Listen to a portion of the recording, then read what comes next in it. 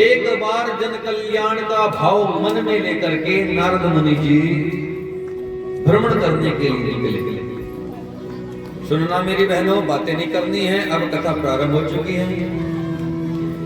जन कल्याण का भाव मन में लेकर के नारद मुनि जी कैलाश पर्वत आए, और कैलाश पर्वत जैसे आए तो वहां पर शंकर भगवान तो नहीं मिले, मिल गई मैया पार्वती जी। बोले हर हर महादेव।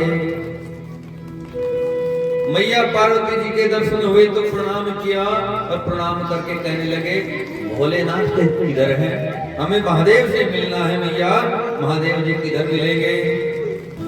जन कल्याण का भाव मन में लेकर के नारद मुनि जी जैसे आए, मैया रानी अरे ओ माता महादेव जी कहाँ हैं, तो बताया महादेव जी इस वक्त कैलाश पर्वत पर नहीं है।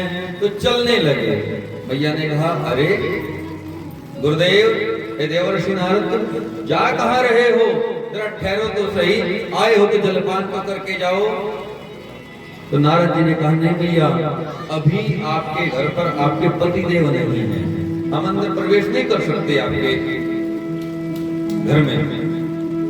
जो असली संत होता है वो आपके घर में जब आपके पति होते हैं, आपके भाई होते हैं या पिता होते हैं, तब घर में अंदर प्रवेश करते हैं। अगर घर में कोई पुरुष नहीं है तो वो अंदर प्रवेश नहीं करते। लेकिन आजकल के संत कैसे हो गए, वो बेचारे टाइम देखते हैं, पहले 10 बज गए, अब तो निकल गया होगा, अब तो चला गया होगा अपने काम पर। द्वार पर जाएंगे, माई भिक्षा तो दे, और जैसे माई भिक्षा लेकर के आए कहने लगे ओ भैया तेरे तो मस्तक की रेखा बता रही है, तो बड़ी दुखी है। अच्छा बताओ ऐसा कौन है जो सुखी है क्या कोई?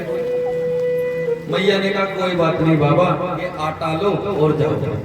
कहेंगे मैया तेरे मस्तक की रेखा बता रही है, तू सबका बड़ा अच्छा अच्छा भाव रखती है, पर तुझे कभी कोई अच्छा नहीं मानता। मैया कह रही ठीक तो है, वैसे बात तो इसकी सही है सारी। चले बाबा जी बात तो तुम सही कह रहे हो, मेरी कोई नहीं सुनता यहाँ। मैया तेरे पास पैसा तो बहुत है पर ठहरता नहीं, ठीक कह रहे। ऐसा कौन है इसके बाद कदर ठहरता होगा?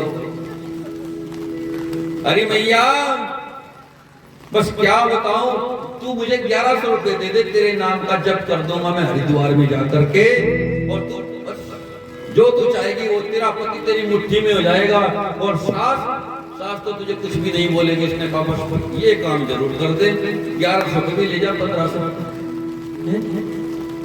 ये कौन करते हैं? ये झूठे लोग करते हैं। असली के संत नारद जी कहने लगे देवी ओ मैया आपके घर पर आपके पति देव नहीं है तो हम अंदर घर में प्रवेश नहीं कर सकते, मैया हम चले। अरे प्रभु बताओ तो सही किस प्रयोजन से आना हुआ था, किस प्रयोजन से आना हुआ?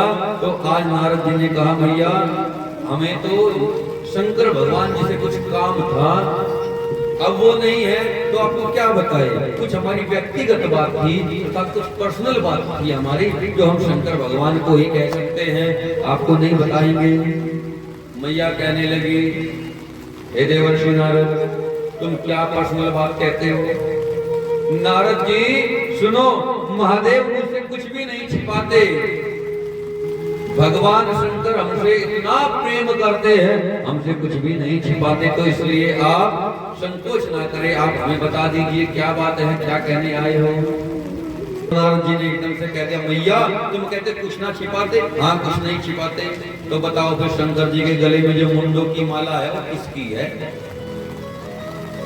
शंकर जी भगवान अपने गले में जो मुंड रखते हैं माला में पहन करके, वो मुंड किसके हैं?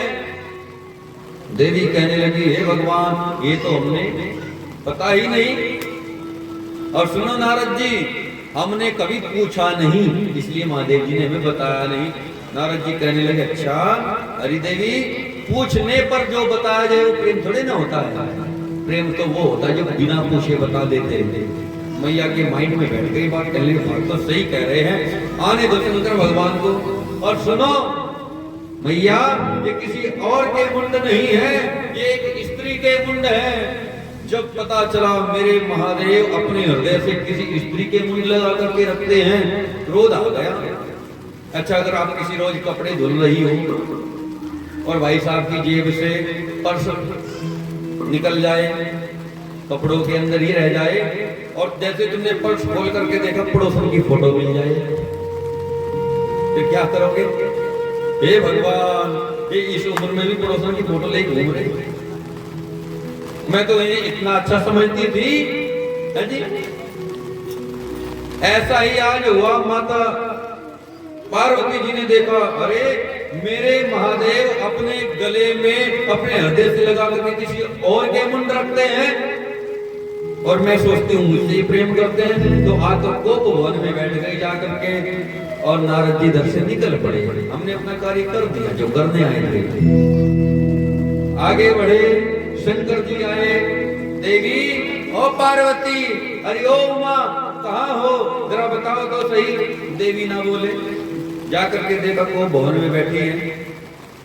क्या हुआ मैया? कहने लगे, अरे देवी क्या बात है, वो भवन में क्यों आ गई?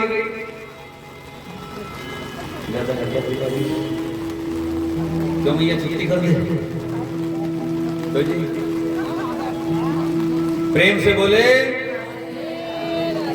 देखो मैं इसलिए बार बार पूछ रहा हूँ, ऐसा नहीं कि मुझे आनंद नहीं, मुझे तो अच्छा लग रहा है कथा सुनाने में, पर मुझे पता नहीं चल रहा, आवाज ज्यादा आ रही है इधर से, बारिश का मुझे पता नहीं चलता। जब भी आप कह दोगे तभी छुट्टी हो जाएगी भगवान की कृपा से, ठीक है? अभी कथा को सुनते हैं। बोले शंकर भगवान की। शंकर जी ने आकर के पूछा, देवी भला किस बात से रुष्ट हो, बताओ तो सही। महादेव जरा ये बताओ, आप हमसे कितना प्रेम करते हो? देवी, ये आज कलयुग वासियों की बातें क्यों पूछती हो? ये तो पृथ्वीवासी पूछते हैं कितना प्रेम करते हो, कितना नहीं करते हो, है? नहीं नहीं भगवान, बताओ तो सही, तुम हमें कितना प्रेम करते हो? तो आज बता रहे हैं, अरे देवी, संसार में कोई भी पति पत्नी इतना आपस में प्रेम नहीं करते जितना हम तुमसे प्रेम करते हैं। अच्छा, तो भगवान बताओ तो सही, ये गले में जो मुंड है ये किसके मुंड है? तुम जो गले में मुंडों की माला लिए फिरते हो ये किसके मुंड है? शंकर जी कहने लगे हंस करके, देवी बस इतनी सी बात, ये किसी और के मुंड नहीं, जरा मुझे बताओ स्त्री के हैं कि पुरुष के? देवी एक स्त्री के मुंड है। कहने लगे पता था, मैं जानती थी स्त्री के मुंड है। देवी जब जानती थी तो पूछती क्यों थी? नहीं नहीं भगवान, मुझे ये बताओ, मेरे होते हुए भी तुम्हें किसी और स्त्री के मुंड? देवी किसी और के नहीं, ये तेरे ही मुंड है। ये किसके मुंड है? देवी ये तुम्हारे ही मुंड है। प्रभु मेरे मुंड? हाँ देवी, देखो मैं तुमसे कितना प्रेम करता हूँ। जब भी तुम्हारा जन्म हुआ मैंने तुम्हारा वर्ण किया, और जब तुम्हारा अंत हो गया तो तुम्हारा मुंड उठा करके माला में धारण कर लिया। फिर तुम अगला जन्म हुआ, फिर तुम्हारा वर्ण किया, फिर तुम मर गई, फिर मैंने तुम्हारा मुंड उठा करके गले में पहन लिया, और यूं ही चलता रहा। देखो कितने सारे मुंड मैंने तुम्हारे संजो करके अपने गले में रखे हैं। आजकल की माता होती खुश हो जाती, वाह मेरे पतिदेव कितने सुंदर, कितने अच्छे, मेरे मुंडों को संभाल करके रखे हैं। लेकिन मैया पार्वती कहने लगी, हे प्रभु, मैं समझी तुम तो पापी कपटी हो, लेकिन तुम तो महाकपटी हो। महाकपटी कैसे? देवी महाकपटी क्यों कहती हो? प्रभु मैं जन्म लेती रही, मरती रही, तुम मुंड उठा करके गले में धारण करते रहे, फिर मैंने जन्म लिया, फिर मर गई, फिर तुमने मुंड उठाया, गले में धारण किया, फिर ऐसे ही चलता रहा। कि हाँ बिल्कुल प्रभु, मैं इतनी बार जन्म लेती रही, मरती रही, जन्म लेती रही, मरती, तुम नहीं मरे एक दो बार? प्रभु तुम नहीं मरे क्या एक आध बार? अरे देवी कैसी बात कहती है, मैं नहीं मरता। क्यों नहीं मरते तुम? क्योंकि मैंने अमर कथा को, मैंने अमर बूटी को पी रखा है, अमर कथा को सुन रखा है, मैंने उस कथा को सुन रखा है जिस कथा को सुनने मात्र से जीव का कल्याण हो जाता है, जिस कथा को सुनने के बाद जीव जन्म मरण से छूट जाता है, मैंने उस कथा को सुन रखा है। अर्थात मैंने अमृतमयी श्रीमद् भागवत कथा को सुन रखा है। प्रभु फिर उस कथा को हमें भी सुना दो। जब वो इतनी अच्छी कथा है तो उस कथा को हमें भी सुना दीजिए। शंकर भगवान जी कैलाश पर्वत की गुफा में गए और जा करके कहने लगे देवी आसन लगा करके बैठ जाओ और अब मैं तुम्हें कथा सुनाता हूँ। भगवान जी ने वहां पर बैठ करके 3 ताली बजाई की आवाज सुनी, सभी जीव जंतु भगे। तो एक पेड़ पर एक तोता बैठा था, तोती बैठी थी, जोड़ा बैठा था, उनके नीचे एक अंडा रखा था। तोते का जोड़ा फड़फड़ा करके जैसे उड़ा तो अंडा नीचे गिर करके टूट गया और इधर शंकर भगवान जी ने कथा को सुनाना प्रारंभ कर दिया। हे प्रभु, हे देवी, मैं तुम्हें कथा कह रहा हूँ, तुम बीच बीच में ओम ओम बोलती रहना, अर्थात हुंकार भरती रहना, जिसे तुम अंगूरा कहते हो, अंगूरा देते रहना। ये अंगूरा नहीं था, ये ओमकार हुआ करती थी, इधर से कथा गाई जाती थी और ओम ओम ओम बोला जाता था। उमा को आ गए तोता, अंगरे दे रहे तोता, उमा को आ गए तोता, अंगरे दे रहे तोता।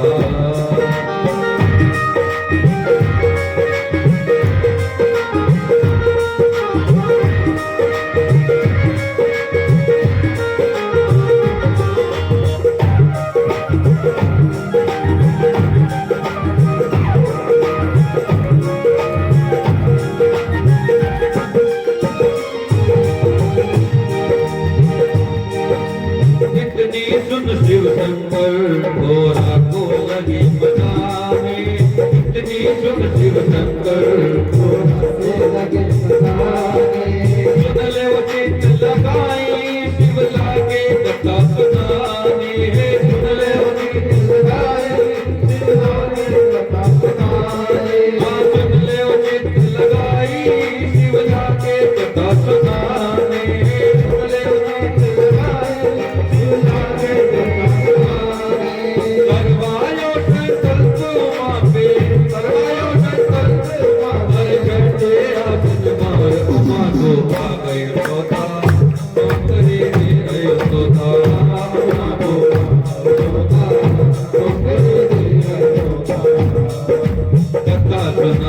पार्वती को शिव शंकर भगवान, कथा सुना रहे पार्वती को शिव शंकर भगवान।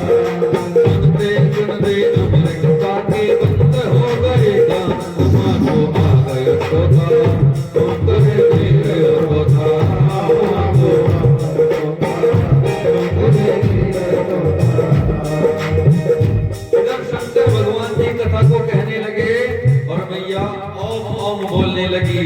लेकिन एक दिन की कथा हुई, एक अंडा जो नीचे गिर करके टूट गया था, एक अंडा जो नीचे गिर करके टूट गया, पहले दिन की कथा के प्रभाव से वो अंडा जुड़ जाता है। फिर कथा हुई दूसरे दिन की कथा के प्रभाव से वो अंडा जो जुड़ा था उसके अंदर जीव आ गया। तीसरे दिन की कथा के प्रभाव से अंडा फिर से टूटा और जीव बाहर आ गया और चौथे दिन की कथा उस जीव ने बड़े आनंद से सुनी। 5वां दिन हुआ तो मैया रानी को निद्रा आ गई, मैया तो सो गई, ओम ओम बोलना बंद हो गया। मैया सो गई, ओम ओम बोलना बंद हुआ। तोते ने सोचा, उस जीव ने सोचा, अगर मैं ओम नहीं बोलूंगा तो ये कथा रुक जाएगी, इसलिए उस जीव ने ओम ओम बोलना प्रारंभ कर दिया। क्यों? क्योंकि चाहता है कथा ना रुके। एक छोटा सा तोता अपने जीवन को सफल बना रहा है, कथा में ध्यान लगा रहा है, कथा ना रुक जाए। तोते ने ओम ओम बोलना प्रारंभ किया और इधर कथा चलती रही। जैसे ही 7 दिन हुए, कथा को विराम दिया गया और शंकर भगवान ने जोर से जयकारा लगाया, बोले सच्चिदानंद भगवान की। कथा जैसे ही रुकी, एकदम से माता रानी के नेत्र खुल गए। जय घोष की आवाज हुई तो एकदम से नेत्र खुले। अरे प्रभु, तुमने कथा क्यों रोक दी? तुम तो सुना रहे थे ना, जब कन्हैया छोटे से थे, पूतना आकाश में लेकर के चली गई, इसके बाद क्या हुआ? अरे देवी, तूने कथा नहीं सुनी? अरे मैंने तो कथा को विराम दे दिया, कथा तो पूर्ण हो गई, 7 दिन हो गए। अच्छा प्रभु, मैं माफी चाहती हूँ, मैं सो गई थी। लेकिन भगवान, मुझे तो निद्रा ने घेर लिया। तुम तो कह रहे थे जब तुम सो जाओगे तुम ओम बोलना बंद कर दोगी तो उस वक्त मैं कथा को भी विराम दे दूंगा। फिर तुम कथा क्यों कहते रहे? अरे हाँ देवी, मुझे तो ओम की आवाज आ रही थी, इधर देखा उधर देखा, कौन है हम हमारे और तुम्हारे सिवा यहाँ पर? सोच उठे थे शिव जी,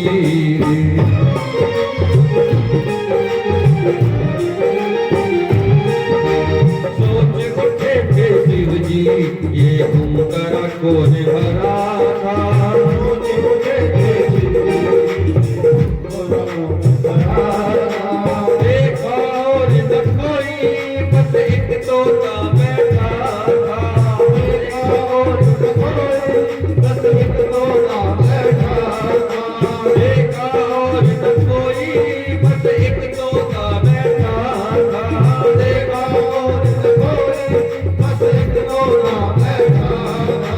प्रेम मगन हो कथा सुनी है, प्रेम मगन हो कथा सुनी है, हर जीवन सफल बनाए ओ माँ को आ गए तोता, तुम करे धीरे तोता, ओ माँ को आ गए तोता, तुम करे धीरे तोता, ओ माँ को आ गए तोता, तुम करे धीरे तोता, ओ माँ को आ गए तोता, तुम करे धीरे तोता। प्रेम से बोले, मिलकर के बोले, हाँ आवाज भी आनी चाहिए।